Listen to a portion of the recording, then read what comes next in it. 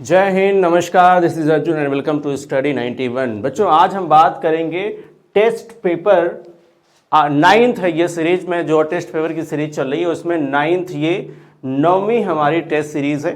तो आप देखो बहुत ही इंपॉर्टेंट है एग्जाम के पॉइंट ऑफ व्यू से, अगर आप देखो और यहाँ पर ध्यान रखो उसी तरीके के क्वेश्चन को हम लोग ले रहे हैं जिस तरीके के क्वेश्चन उत्तर प्रदेश पुलिस के एग्जाम में पूछे जाते हैं। तो आप देखो यहाँ पर अगर आप सबसे पहले समझने से पहले आप देखो यहाँ पर सामान्य अध्ययन की जो क्लास है आपकी होती है सुबह 10 बजे।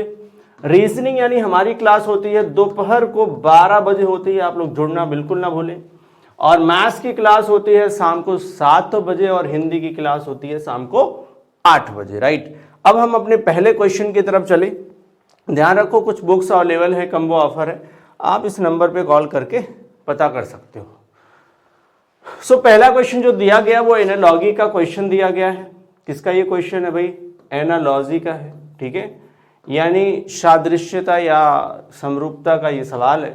तो आप देखो इस क्वेश्चन में सिंपल कह रहा है कि दिए गए विकल्प में उस पद का चयन करें जो तीसरे पद यानी ये तीसरा पद है, तीसरे पद से उसी प्रकार संबंधित है जिस प्रकार दूसरा पद पहले से है।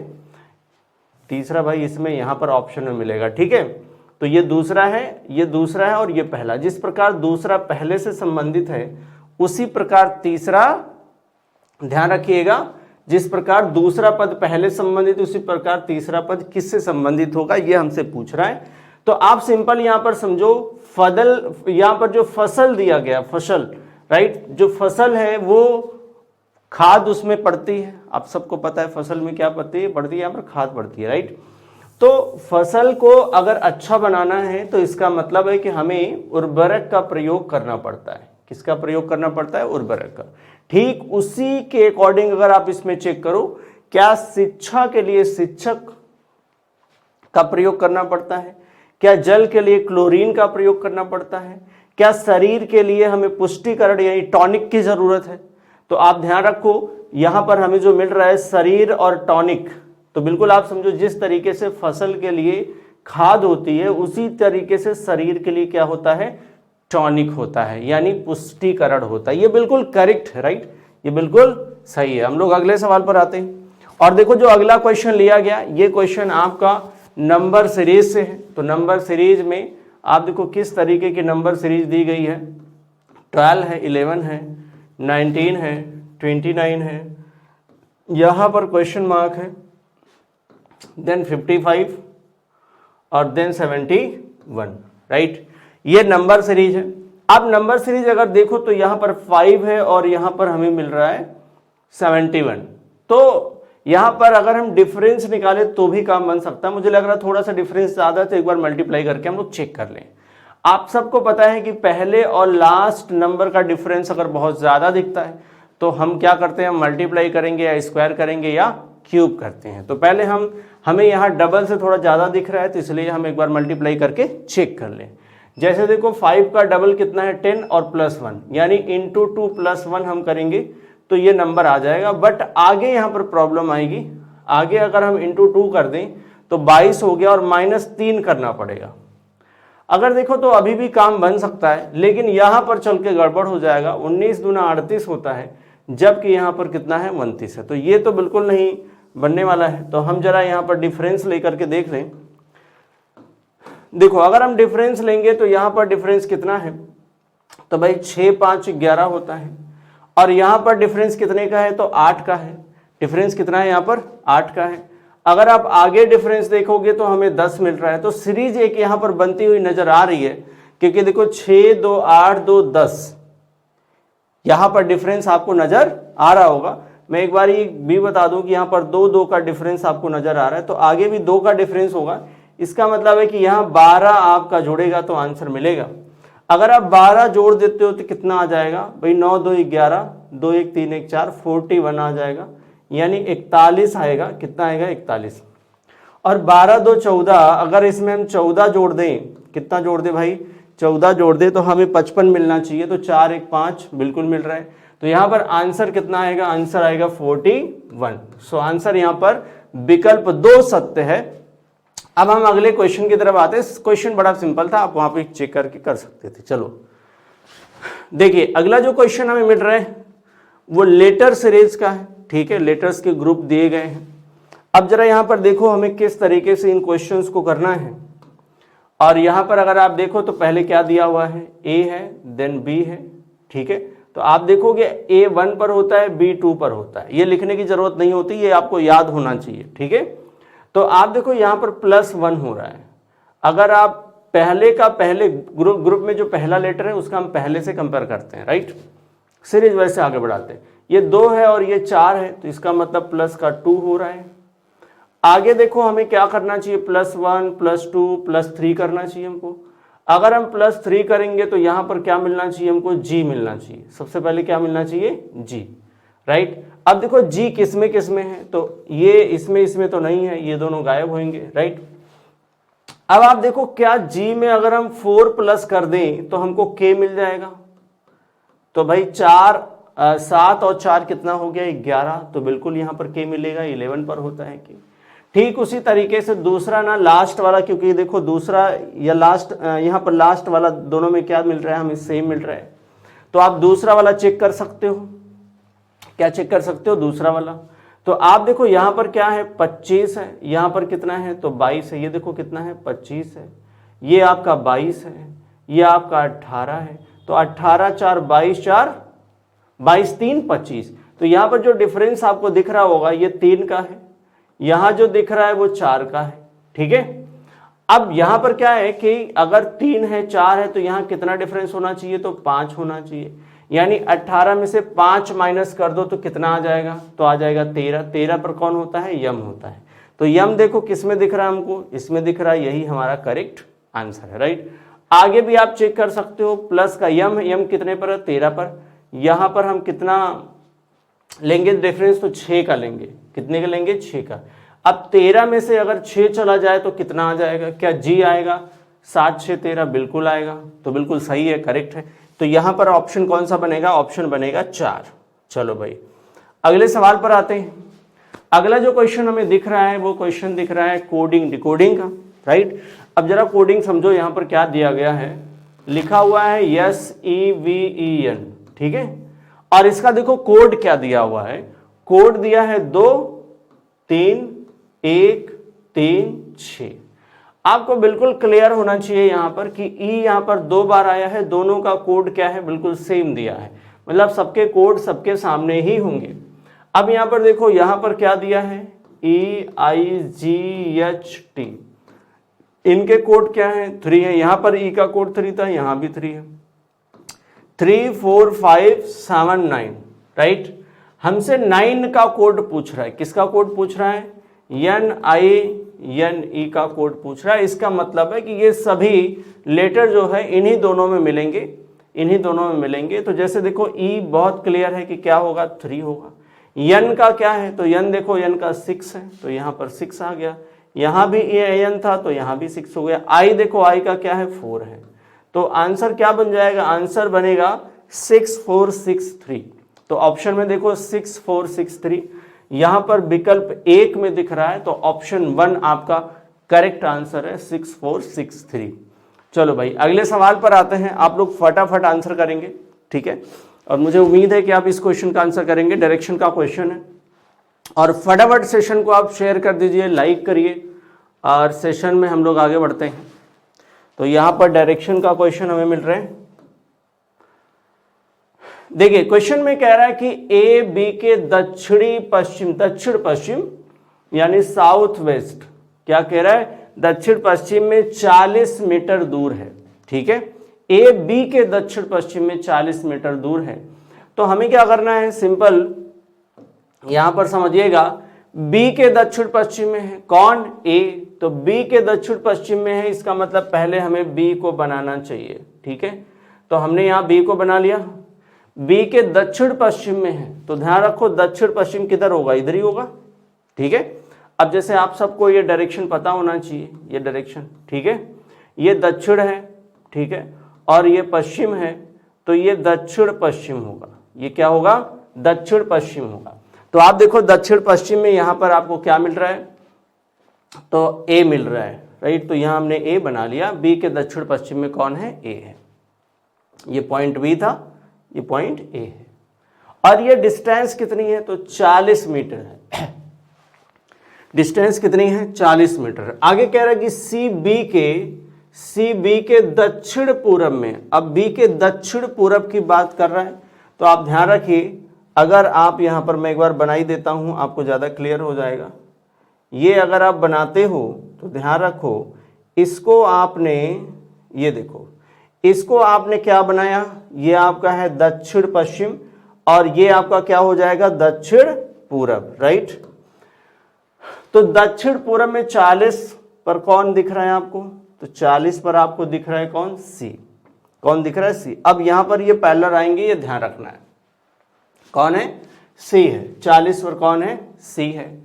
अब बताइए, कह रहा है कि बताइए सी ए के सापेक्ष किस दिशा में है, ए के सापेक्ष जो है वो सी किस दिशा में है, तो ये ईस्ट में ही होगा।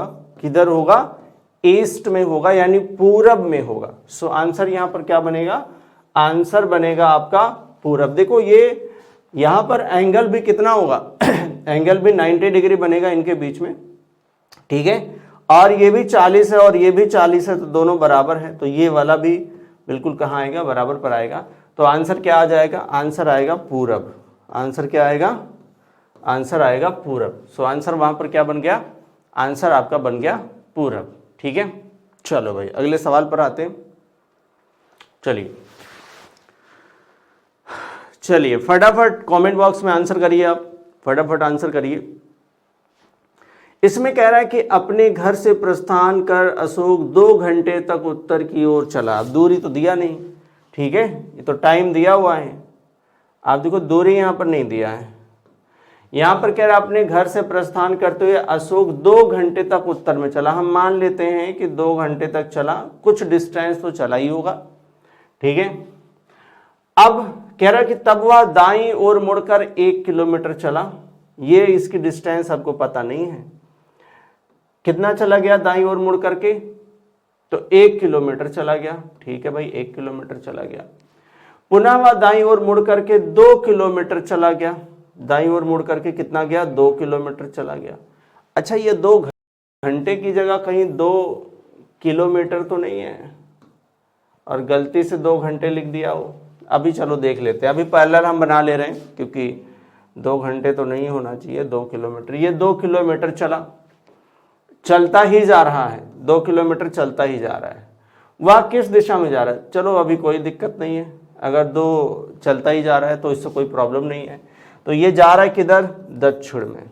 किधर जा रहा है, ये दक्षिण में जा रहा है, यानी साउथ ये जा रहा है। किधर जा रहा है, ये साउथ में जा रहा है। तो आंसर यहां पर क्या आएगा, आंसर आएगा दक्षिण। तो यहां पर कोई प्रॉब्लम नहीं है, अगर यहां पर 2 घंटे भी हो तो हमें कोई दिक्कत नहीं होगी, क्योंकि डायरेक्शन ही उसी तरीके से पूछा है, ठीक है। चलिए अगले सवाल पर आते हैं। चलिए इस क्वेश्चन का आंसर आप लोग करिए फटाफट। इसी तरीके का क्वेश्चन अभी हमने एक किया है, तो मुझे उम्मीद है कि आप आंसर कर लेंगे। चलिए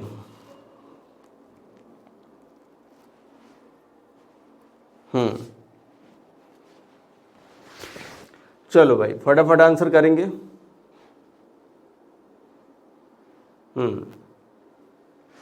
देखिए कह रहा है कि यदि किसी कूट भाषा में, अगर आप ध्यान से देखो तो लिखा है MEKLF, ठीक है, और इसका जो कोड है वो है 91782, और एक और दिया हुआ है, वो दिया है LLLJK, और इनका कोड है 888। यहाँ पर क्लियर है कि यल का कोड क्या है, 8 है। वो यहाँ भी दिया है, यहाँ भी दिया, यहाँ भी दिया, यहाँ भी दिया, सब में दिया है, तो सबका कोड मतलब सामने ही है। इस तरीके के क्वेश्चन ज़्यादातर ऐसे बनते हैं। और 67 दिया है, क्या दिया है, 67। उसी कूट भाषा में अब कह रहा है कि IGHED को किस प्रकार लिखा जाएगा, ये इसका कोड आपसे पूछ रहा है, ठीक है, इसका कोड आपसे पूछ रहा है। तो सिंपल आप समझो, आई का कोड हमें यहाँ से उठाना है, बट इसमें तो दिया नहीं है। अच्छा देखो, ये जो दिए गए हैं IGHE, केवल ई मिल रहा है हमको, क्या मिल रहा है, केवल ई मिल रहा है, तो ई का कोड हमने लिख लिया यहाँ पर, और कोई नहीं मिल रहा है, और कोई नहीं मिल रहा है। तो हम जरा यहाँ पर गेस करते हैं, अगर ई का कोड 1 है, क्या उसके बाद एफ भी है? तो एफ है, उसका कोड क्या दिया है? 2 दिया है। इसके बाद जी नहीं है। अच्छा एच है क्या इसमें? तो एच भी नहीं है। एच आई जे का कोड यहाँ पर कितना दिया है? 6 दिया है। जे का कोड 6 है। जे के का कोड 7 है। ठीक है भाई। अच्छा जरा इतना हम लोग गेस करें, अगर हमने कहा ई का 1 है, एफ का 2 है, 3 4 5 6 सही तो जा रहा है। यहाँ पर 3 4 5 6 ये ई से स्टार्ट कर रहा है कोड। अगर आप ध्यान रखो 1 2 3 करके दे रहा है तो सिंपल है, यहाँ पर लास्ट से सेकेंड पर 1 होना चाहिए ऑप्शन में। हम इसी से आंसर कर लेंगे। लास्ट से सेकेंड पर 1 ऑप्शन में आपको इसमें दिख रहा है, लास्ट से सेकेंड पर 1 ऑप्शन है वो दिख रहा है, तो हम केवल इसी से ही आंसर कर सकते थे कि हमारा विकल्प जो है वो 3 सही होगा, विकल्प 3 सही होगा। बाकी का भी कोड आप निकाल सकते हो। कैसे? जो हमने यहाँ पर गेस किया है इसी तरीके से। जैसे देखो यहाँ पर डी है तो डी का कोड तो 0 होगा, आई थिंक 0 होना चाहिए, राइट? क्या होना चाहिए? 0, क्योंकि इसके पहले डी है, इसके पहले डी है तो उसका कोड क्या होगा? 0।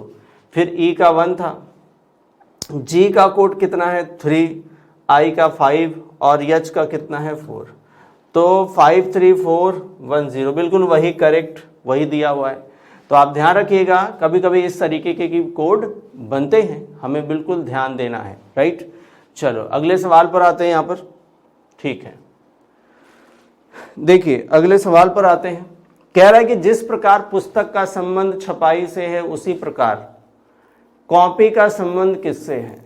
देखो यहाँ पर पुस्तक का संबंध छपाई से है, ये कह रहा है कि पुस्तक है और उसका संबंध किससे दिया हुआ है? छपाई से। किससे है? छपाई से। अब हमसे पूछ रहा है कि बताइए कॉपी का संबंध किससे है? ये कॉपी जो लिखने वाली कॉपी आती है उसी का पूछ रहा है। तो ध्यान रखो छपाई किस पर होगी? पुस्तक पर होगी। तो लिखाई किस पर होगी? कॉपी पर होगी। तो ध्यान रखो लिखाई आपका सही आंसर होगा, ना तो संपादन होगा, ना तो हस्तलिपि होगा, ना तो संसाधन होगा, राइट? अच्छा थोड़ा बहुत आप गेस भी लगाओगे तो हस्तलिपि लगाओगे, बट वो नहीं है। लिखाई है, कॉपी ध्यान रखिए किसके लिए होगी? लिखाई के लिए। किसके लिए? लिखाई के लिए।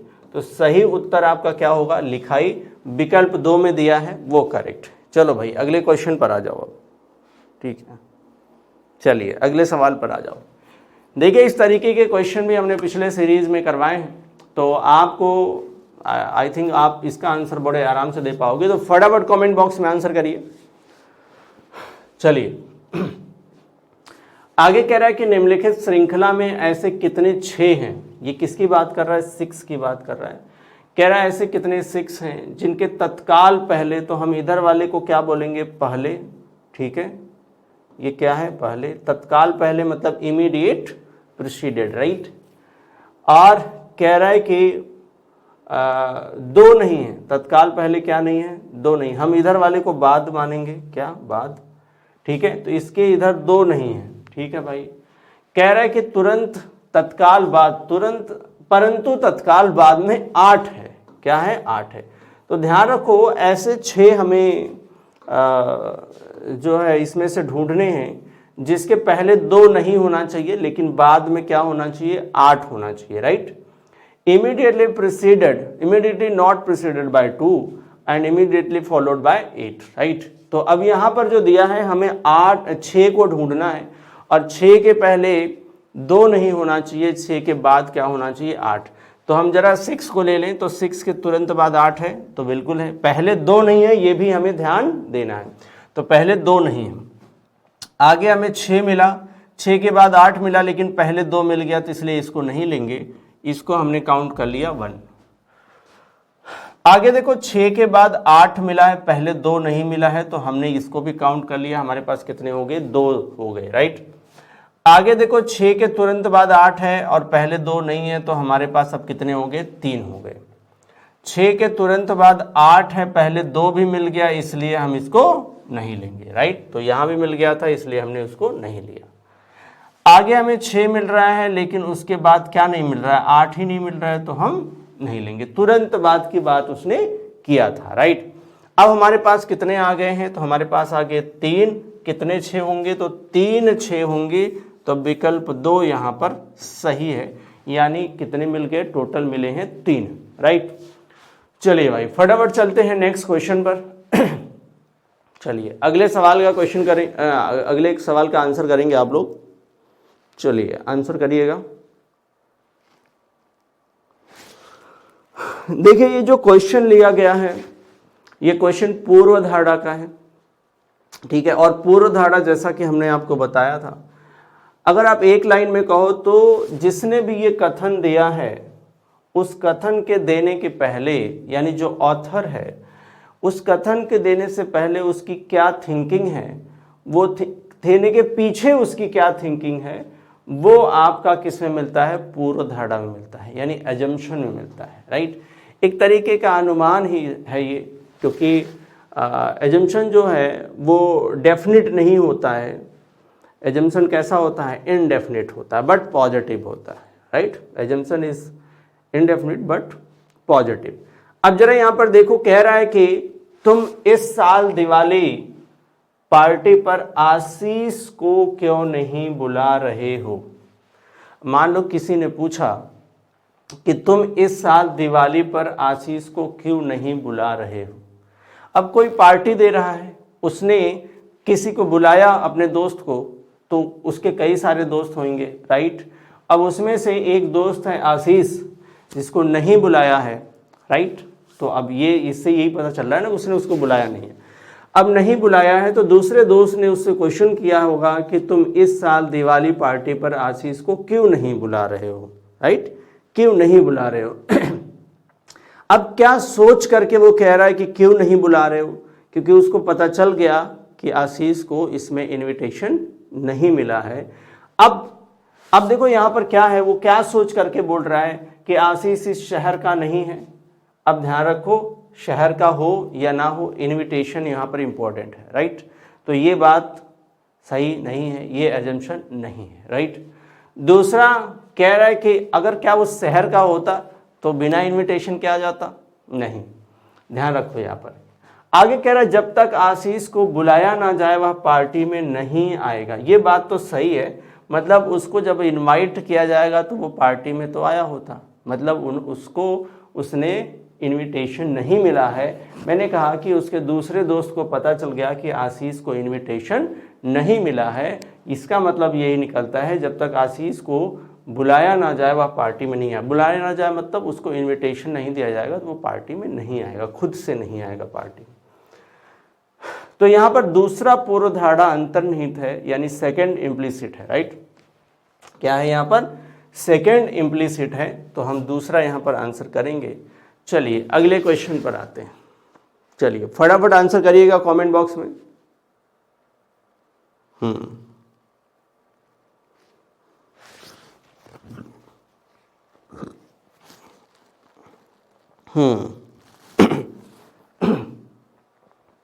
चलिए फटाफट आंसर करिएगा। देखिए इस क्वेश्चन में कह रहा है कि कथन और निष्कर्ष का सवाल है। वो कह रहा है कि सभी कवि बुद्धिमान होते हैं। अच्छा, इसका हम लोग चाहें तो वेन डायग्राम भी ड्रॉ करके देख लेते हैं। वैसे देख लेते हैं, यहाँ पर कह रहा है कि सभी कवि बुद्धिमान होते हैं। अब मैंने कहा ये भाई मान लो कवि हैं, और सभी कवि क्या होते हैं, बुद्धिमान होते हैं। क्या होते हैं, बुद्धिमान होते हैं। सभी गायक बुद्धिमान होते हैं। तो अब इसी में हमें गायक भी बनाना पड़ेगा। ये गायक है, क्या है, गायक। ये हो गया गायक। सभी गायक भी बुद्धिमान होते हैं।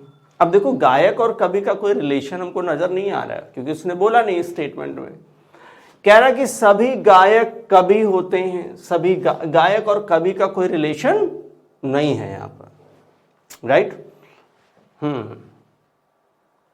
गायक और कवि का कोई रिलेशन नहीं है, तो नहीं है तो फिर नहीं होगा। दूसरा कह रहा है कि कुछ बुद्धिमान व्यक्ति गायक नहीं होते हैं। अब देखो यहां पर निगेटिव कोई बात तो की नहीं गई, ठीक है, कुछ बुद्धिमान व्यक्ति गायक नहीं होते हैं। अब जो स्टेटमेंट बोलेगा हमें उसी से आंसर करना होता है, ध्यान रखो। अगर स्टेटमेंट पॉजिटिव है तो आंसर भी कैसा आना चाहिए, पॉजिटिव आना चाहिए। इसका मतलब ये भी फॉलो नहीं करेगा। अब ये या तो लिखने की क्या जरूरत थी, नीदर 1 नॉर 2 होना चाहिए, ठीक है। पहला और दूसरा में से कोई लागू नहीं होगा, मतलब ये कौन सा बनेगा, ये चौथा बनेगा। ना तो पहला और ना दूसरे में से कोई आंसर नहीं करता, मतलब फर्स्ट एंड सेकेंड दोनों फॉलो नहीं करेगा, यही आंसर बनेगा। चलिए अगले सवाल पर आते हैं। कह रहा है अंग्रेजी वर्णमाला में दाएं से 7वें अक्षर के बाएं 11वां अक्षर कौन होगा। अंग्रेजी वर्णमाला आप सबको पता है कि ए से लेकर के जेड तक जो है ये अंग्रेजी वर्णमाला है। अब देखो इनकी प्लेस वैल्यू आपको याद हो और इनका ऑपोजिट याद हो तो आप बड़े जल्दी इन क्वेश्चंस का आंसर कर सकते हो।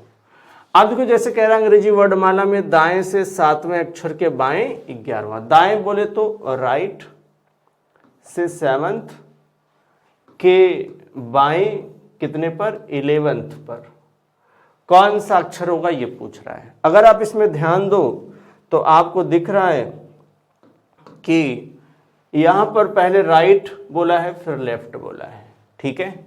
तो हमने आपको एक तरीका बताया है, ध्यान रखो। मैंने बोला अगर राइट और लेफ्ट आता है तो आप क्या करोगे, जो नंबर होंगे उनको जोड़ दोगे, राइट।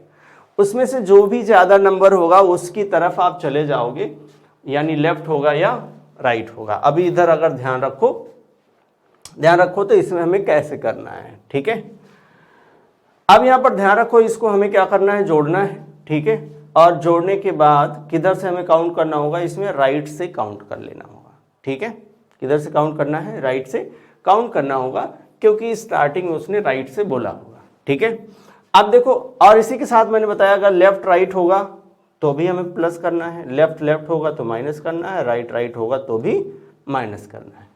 अच्छा, चूंकि यहाँ राइट और लेफ्ट है तो हमें जोड़ लेना चाहिए, यानी 7 और 11 और 7 कितना हो गया, तो हो गया 18। हमें काउंट किधर से करना चाहिए, तो दाहिने से काउंट करना चाहिए, किधर से, राइट से। कितना काउंट करना है, तो 18 काउंट करना है। तो दाहिने छोर यानी ये आपका दायां छोर है, यानी राइट है, और ये आपका बायां छोर है। तो आप दाहिने छोर से काउंट करना शुरू करोगे, और कितना काउंट करोगे आप, तो 18 काउंट करोगे। बट यहां पर अगर आप ध्यान दो तो अगर आपको ये याद है, इनके प्लेस वैल्यू और इनके ऑपोजिट याद है, तो वो भी आपको काउंट करने की जरूरत नहीं है। जैसे अगर मैं पूछूं कि लेफ्ट साइड से यानी उधर से 18वें पर कौन होता है, तो भाई उधर से 18 पर होता है आर। अब मैं पूछूं कि आर का ऑपोजिट क्या है, तो आर का ऑपोजिट जो होता है वो होता है आई। इसका मतलब ये है कि लेफ्ट से जो आर की पोजीशन है वही पोजीशन राइट से आई की है, यानी राइट से 18वें पर कौन होता है, आई होता है, और लेफ्ट से 18वें पर कौन होता है, तो आर होता है। इसलिए जो राइट से 18वें पर पूछ रहा है तो वो होगा आई। क्या होगा, आई। आप चाहो तो काउंट कर सकते हो, राइट, आप चाहो तो काउंट कर सकते हो। तो आपका आंसर क्या बनेगा, आई बनेगा। अगर आप इस क्वेश्चन को करते तो कैसे करते आप समझो, ठीक है। मैं एक बार ही बता दे रहा हूं, जो लोग नए होंगे आप समझ जाओगे। ABCDEFGHIJKLMNOPQRSTUVWXYZ, right. ध्यान रखो ये सब भी जो हमने यहाँ पर लिखा है, ये सब लिखने की भी ज़रूरत नहीं थी, ना तो ये बनाने की ज़रूरत है। सिंपल आप वहाँ पर जोड़िए और आपके दिमाग में अगर उनका ऑपोजिट और प्लेस वैल्यू याद है तो आप कर ले जाओगे। देखो उसने बोला दाहिने से पहले 7वां जाओ, तो आप जाओगे यहाँ से, कैसे 7वां जाओगे आप देखो, ये उनके लिए है जिनको कुछ नहीं पता है। 2 3 4 5 6 7, अब 7 चले गए। अब यहाँ पर जब हम गए हैं तो इसका दाहिना इधर है और बायां इधर है, तो बाएं उसने बोला, फिर बाएं 11 जाना है। तो बाएं 11 कैसे जाओगे, 1 2 3 4 5 6 7 8 9 10 और 11। अब देखो 11वें पर आपको क्या मिला, आई मिला, वही काम हमने पहले ही किया था। तो आंसर हमारा क्या आ गया, आई आ गया। चलो अगले सवाल पर आते हैं, फटाफट आंसर करेंगे आप। चलो भाई फटाफट आंसर करेंगे आप। चलिए देखिए ये जो क्वेश्चन दिया गया है इसमें दिया गया है AD, फिर दिया है EH, फिर दिया है IL, फिर एक क्वेश्चन मार्क है, फिर एक QT। ठीक है, आपके समझाने के लिए मैंने यहाँ पर लिख दिया है। तो आप देखो कैसे करना है। आपको पता है कि A1 पर होता है, E5 पर होता है, तो यहाँ पर +4 हो रहा है। ठीक है, 5 और ये 9 है, तो 5 4 9 हो गया। आगे भी 4 ही जोड़ोगे तो 9 4 13, यानी होना चाहिए क्या, यम। तो सबसे पहले यम आएगा। जैसे पहले यम आया तो ये दोनों ऑप्शन चले गए, पहला और लास्ट वाला। और 13 और 4 कितना है, 17 है, जो आपको आगे दिख रहा है। राइट, 13 4 17 है, जो आपको आगे दिख रहा है। तो एक और ले लेते हैं, 4 4 8 4 12 4 16 4 20, आपको दिख रहा है वो। आंसर क्या आएगा, MP। आंसर क्या आएगा, MP, यानी आंसर है ऑप्शन नंबर 3, विकल्प 3 यहां पर करेक्ट। राइट, तो क्वेश्चन ऐसे ही करना है। चलो भाई अगले सवाल पर आते हैं। यहां पर आप देखो ब्लड रिलेशन का क्वेश्चन है। इसमें कह रहा है कि माला की ओर इशारा करते हुए कला ने कहा, वह मेरे भाई की इकलौती बहन। अब देखो भाई की इकलौती बहन कौन होती है, तो भाई की इकलौती बहन है, तो इसका मतलब है कि बहन ही है। ठीक है, अब क्या था वहां पर, माला की ओर इशारा करते हुए कला ने कहा कि वह मेरे भाई की इकलौती बहन की पुत्री है। भाई की इकलौती बहन की पुत्री है। अब ध्यान रखो, भाई के इकलौती बहन की जो पुत्री होगी, इसका मतलब है कि वो उसकी नीस होगी। माला का कला से क्या संबंध है, माला का कला से क्या संबंध है। अब जरा यहां पर समझिएगा, मैं आपको पूरा डायग्राम बना के समझा देता हूं कि आप वैसे भी कर सकते हो। कह रहा है कि माला की ओर इशारा करते हुए कला ने कहा। अच्छा, कला ने क्या कहा, कला ने कहा कि वह मतलब कौन, माला।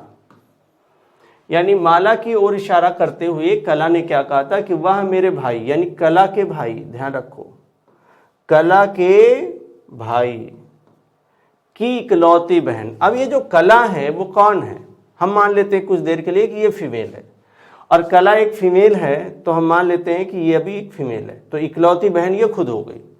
ठीक है, बहन की इकलौती पुत्री। अब मान लो कि इसकी इकलौती पुत्री कौन है, वही है। कौन हो गया ये, माला। कौन हो गया, माला। ठीक है, अब हम कला को थोड़ा नाम भी दिया है, तो वैसे नाम से जेंडर डिफाइन नहीं करते, लेकिन जो इस तरीके के यूपी SSC और SSC के एग्जाम होते हैं उसमें ऑप्शन आते हैं 4। अगर बैंक का एग्जाम होता तो वहां पर हम कंसिडर कर लेते।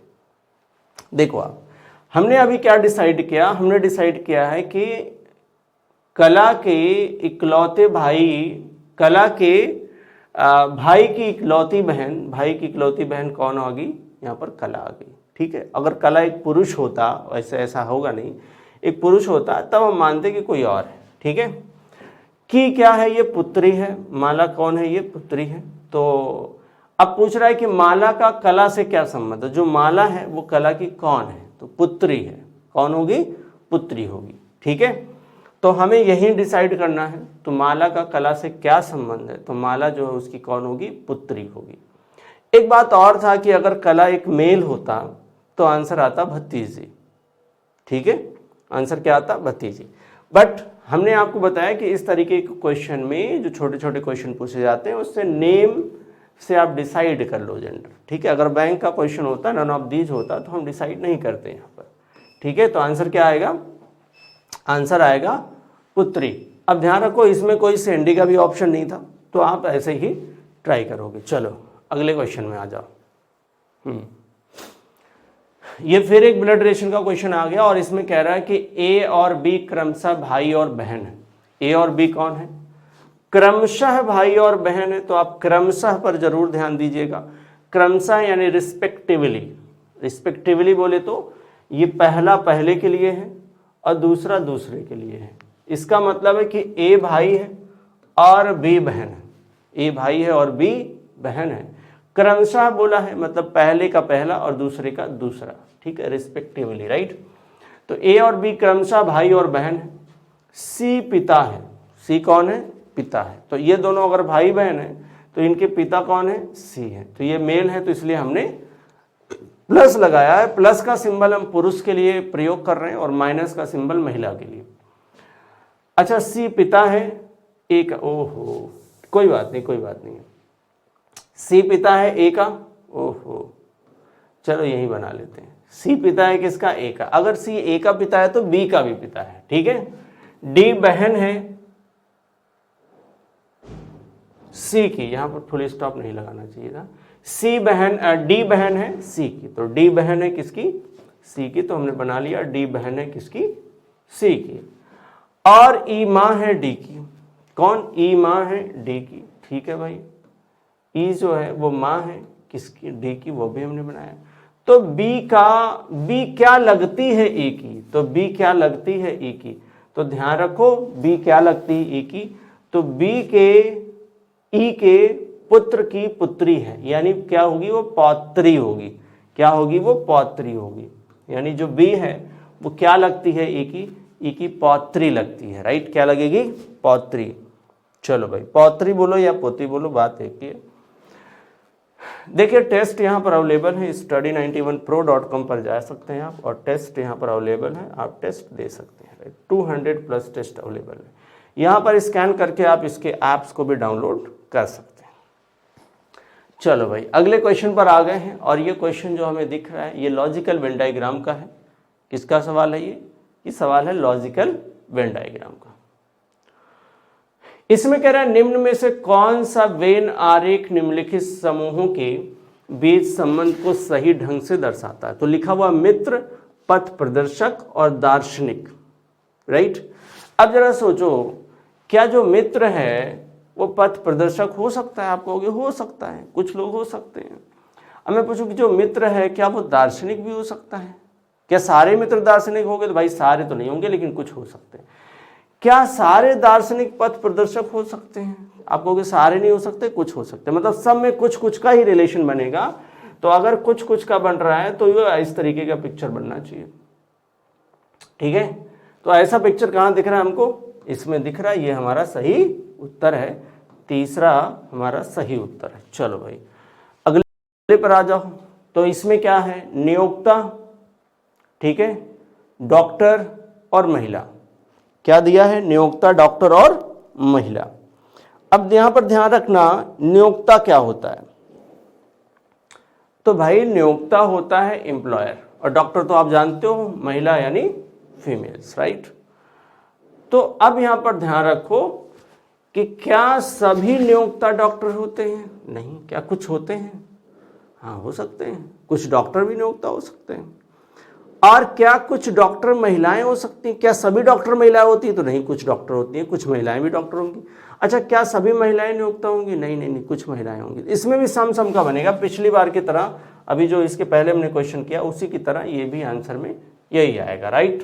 चलो भाई, लॉजिकल वेन डायग्राम को हमने डिटेल में पढ़ाया है, आप प्ले लिस्ट में जाकर के चेक कर सकते हो।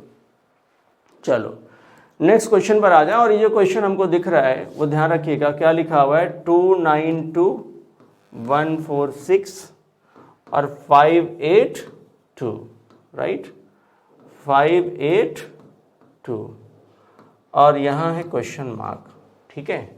ये एनालॉगी है, हमें सबसे पहले समझना है कि इसमें क्या डिफरेंस आपको दिख रहा है। 6 दूनी 12, ठीक है। देखो आप, अगर हम देखें यहाँ पर, हम जरा अगर डिफरेंस ही ले लें इसका, क्योंकि मुझे कुछ ऐसा लग रहा है कि जैसे ये 80 डबल के आसपास लग रहा है, ठीक है। तो अगर डबल के आसपास लग रहा है तो अगर मैं इसमें क्यों हम भाग ही दे देते हैं, इसमें अगर हमने 2 का भाग दे दिया, 2,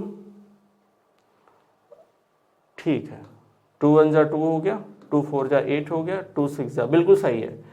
अगर हमने 2 का भाग दे दें इसमें यानी इसका आधा कर दें, इसका अगर हमने आधा कर दिया तो उसके सामने लिखा हुआ है, ठीक है।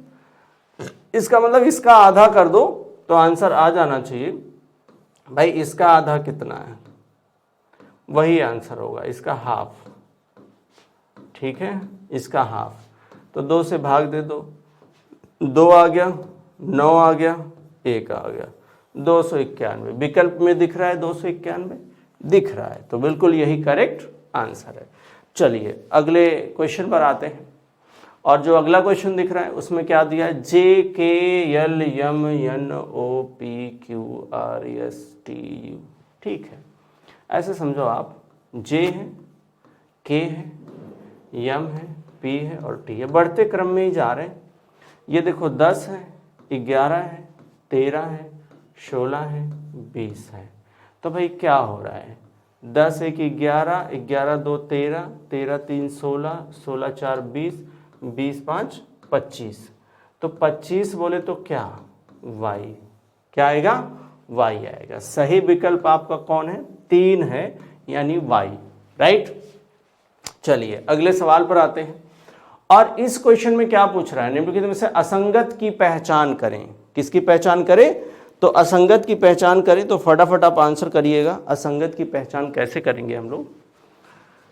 असंगत बोले तो इसमें अलग कौन है ये बताना है, ठीक है, या ऑड कौन है ये बताना है, या भिन्न कौन है, भिन्न कौन है, ठीक है, भिन्न कौन है ये बताना है। तो आप देखो ये चार ऑप्शन मिल रहे हैं, 4 में से 3 ऐसे होंगे जो एक समान होंगे, एक ऐसा होगा जो अलग होगा, वो हमें बताना है कि अलग कौन सा है ये बताना है। अब देखो यहाँ पर जो मुझे दिख रहा है, ये जो नंबर हैं, कुछ अलग अलग टाइप्स के नंबर दिख रहे हैं। अगर आप देखो, मुझे जहाँ तक दिख रहा है कि ये जो नंबर दिख रहा है, आप देखो यहाँ पर, अगर हम इन दोनों नंबर्स का मल्टीप्लाई कर दें, यानी 3 दूनी 6, तो बीच वाला नंबर हमको मिल जा रहा है। मैं आपको एक्सप्लेन कर देता हूँ। पहला नंबर 2 है और तीसरा नंबर 3 है। अगर इन दोनों का गुणा करेंगे तो बीच वाला नंबर आ जाएगा। ये कौन सा नंबर था, ये नंबर आपका पहला है, ठीक है। और ये नंबर कौन सा है, ये नंबर तीसरा है, ये नंबर तीसरा वाला। और ये नंबर कौन सा है, ये नंबर बीच वाला है। तो ऐसा मिल रहा है। अगर हम इसमें भी 1 गुणे 1 करेंगे तो 1 आएगा, ठीक है। इसमें देखो 5 गुणे 1 करेंगे तो 5 आएगा, बट इसमें नहीं आ रहा है, मतलब हमारा आंसर कौन सा होगा, विकल्प 3 हमारा सही उत्तर है, ठीक है। चलिए भाई अगले सवाल पर आते हैं। देखिए अगला सवाल जो हमें दिख रहा है वो देखो किसका है, स्टेटमेंट कंक्लूजन का है। किसका है, स्टेटमेंट कंक्लूजन का। चलिए फटाफट आंसर करिए आप, फटाफट आंसर करेंगे। देखो इसका भी वेन डायग्राम बना लेते हैं। कुत्तों के 4 पैर होते हैं, मान लो ये कुत्ता है, ठीक है। इसका आंसर तो आप वैसे भी दे सकते हो, ठीक है, बिना वेन डायग्राम बनाए। कह रहा कुत्तों के 4 पैर होते हैं, मेजों के 4 पैर होते हैं। देखो भाई ये कह रहा है ये कुत्ते हैं जिनके कितने पैर होते हैं, 4 पैर होते हैं, ठीक है। अच्छा मेज है, उसके भी कितने पैर होते हैं, 4 पैर होते हैं। अगर आप बनाना चाहो तो ऐसे बना लो, ठीक है। ये कुत्ते हो गए जिनके कितने पैर हैं, 4 पैर हैं, तो हम 4 पैर वालों में रख देते हैं इनको, ठीक है। और मेज के भी 4 पैर होते हैं, तो हम मेज को भी इसी के अंदर रख लेते हैं। मेज को भी 4 पैर होते हैं, तो 4 पैर वालों में हमने मेज को भी रखा और कुत्ते को भी रखा, राइट, ठीक है। मेजे कुत्ते हैं, तो भाई मेज कुत्ता नहीं है, ठीक है। कुत्ते मेजे हैं, नहीं, बिल्कुल नहीं, ये अलग अलग है, राइट, अकॉर्डिंग टू स्टेटमेंट। सो यहाँ पर विकल्प कौन होगा, विकल्प 4 होगा। ना तो निष्कर्ष 1 ना ही निष्कर्ष 2 अनुसरण करता है। चलो अगले सवाल पर आते हैं। तो अगले सवाल में देखो फिर उसी तरीके का क्वेश्चन हमें मिल रहा है, यानी क्लासिफिकेशन का है, ऑड का है, ठीक है।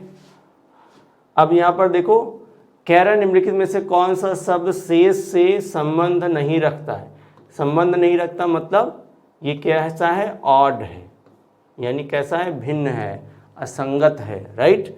क्लासिफिकेशन है, वर्गीकरण का ये क्वेश्चन, ठीक है। अब यहाँ पर ध्यान रखो, अगर आप ध्यान से देखोगे तो जो सिल्क है, कपास है और जूट है, ये नेचुरल प्रोड्यूस होता है, राइट। तो आप देखो ये कैसा है, ये नेचुरल नहीं है, ठीक है, ये प्रकृति से नहीं आता है, ठीक है। आप देखो प्रकृति से कौन आता है, सिल्क आएगा, कपास आएगा और जूट आता है। सो आंसर हमारा कौन सा बनेगा, नायलॉन, जो कृत्रिम है, जो क्या होता है वो कृत्रिम होता है, ठीक है। देखो आप अगले सवाल पर आ जाओ। आप अगला सवाल ये जो यहाँ पर दिया गया है वो किसका है भाई, ये दर्पण प्रतिबिंब का है। किसका है, दर्पण प्रतिबिंब का। जरा आप देखो, अगर हम इसको दर्पण में देखेंगे, दर्पण वैसे राइट साइड लगाया गया है, ठीक है। आप सबको पता है कि दर्पण में ध्यान रखिएगा राइट साइड लगा है तो इधर लेफ्ट है और इधर क्या है, राइट। तो लेफ्ट राइट हो जाता है, राइट लेफ्ट हो जाता है। अब ध्यान रखो, जैसे जो ये वाला ई आपको दिख रहा है वो दर्पण में ऐसे दिखेगा। ऐसा किस में बनाया गया है, पहले में तो नहीं है, दूसरे में दिख रहा है, बाकी तीनों में दिख रहा है। चलो ठीक है भाई। एक चीज़ और देखो, जो ये है वो तो वैसे ही रह जाएगा, ठीक है, वो वैसे ही रह जाएगा। तो वैसा इसमें तो नहीं दिख रहा है, बाकी इन दोनों में दिख रहा है। और जो नीचे दिख रहा है ना ई, वो भी वैसे ही रह जाएगा, तो वो तो वैसे ही दिख रहा था। अब फर्क इसमें है, ये देखो ये जो सर्कल है वो राइट साइड में जाएगी, वो कुछ ऐसे बनेगी, ठीक है। तो ऐसा किस में दिख रहा है, ऐसा हमें तीसरे में दिख रहा है और वही विकल्प हमारा सही उत्तर है, ठीक है। तो विकल्प 3 यहाँ पर सही हो जाएगा। तो चलो भाई, तीसरा यहाँ पर आंसर बनेगा। चलिए नेक्स्ट क्वेश्चन पर आए। यहाँ पर भी असंगत पूछ रहा है आपसे। असंगत यानी भिन्न कौन सा है, ये आपसे पूछ रहा है। भिन्न मतलब अलग कौन है, तो ये आपसे पूछ रहा है। क्लासिफिकेशन है, और ये जो क्लासिफिकेशन हमें दिख रहा है ये आपका नॉन वर्बल का क्लासिफिकेशन आपको दिख रहा है। अब देखो, जब इस तरीके के हो ना तो वो लाइन बिल्कुल क्लियर हमें नज़र आ रही है, ठीक है। अगर आप ध्यान से देखो तो इसमें कितनी लाइनें हैं, 1 2, 1 मिनट देखो आप, 1 2 3 4, इसमें तो 4 लाइनें दिख रही हैं। इसमें देखो 1 2 3 4, 4 नहीं है भाई, इसमें तो 3 हमें नज़र आ रही हैं, ठीक है। चलो 1 2 3 4, 1 2 3, 3 ही है, 1 2 3 है, 1 2 3 है। हाँ तो ठीक है, ठीक है, तब भी ठीक है, ठीक है।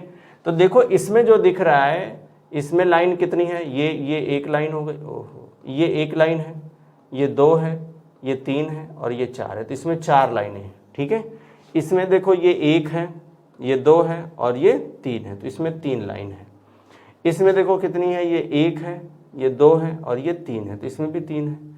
1 है, 2 है और 3 है, तो इसमें भी 3 है। आप खुद ही समझ लो विसंगत कौन, असंगत कौन है। तो असंगत आपका होगा विकल्प 4। तो विकल्प 4 आपका सही उत्तर है। चलो अगले सवाल पर आ जाओ। इसमें पूछ रहा है कि अगली आकृति की पहचान करें। ये जो क्वेश्चन आपको दिख रहा है, ये क्वेश्चन बन रहा है आपका सीरीज का। किसका है ये, सीरीज का। ये पिक्चर की सीरीज है, यानी ये नॉन वर्बल की सीरीज आपको दिख रही है। अब जरा इस सीरीज को देखें। अगर हमें पहले से दूसरे में आना है, ठीक है, कितने हैं वैसे, 1 2 3 4 5 है, ठीक है। अगर हम पहले से दूसरे में आएंगे तो हम जरा देख लें। पहला ये है, ठीक है, दूसरा ये है, तीसरा ये है, चौथा ये है, पांचवा ये है, छठा हमको बताना है कि क्या होगा जो हमें विकल्प में दिख रहा है, ठीक है। अगर हम ध्यान रखो, ये कैसा है, ये बिल्कुल सीधा सीधा ऐसे दिख रहा है, और यहाँ पर जो दिख रहा है वो ऐसे दिख रहा है। मतलब अगर हम एंटी क्लॉकवाइज 135 डिग्री इसको मूव करा दे तो इससे ये वाली पिक्चर बन जाएगी, ठीक है।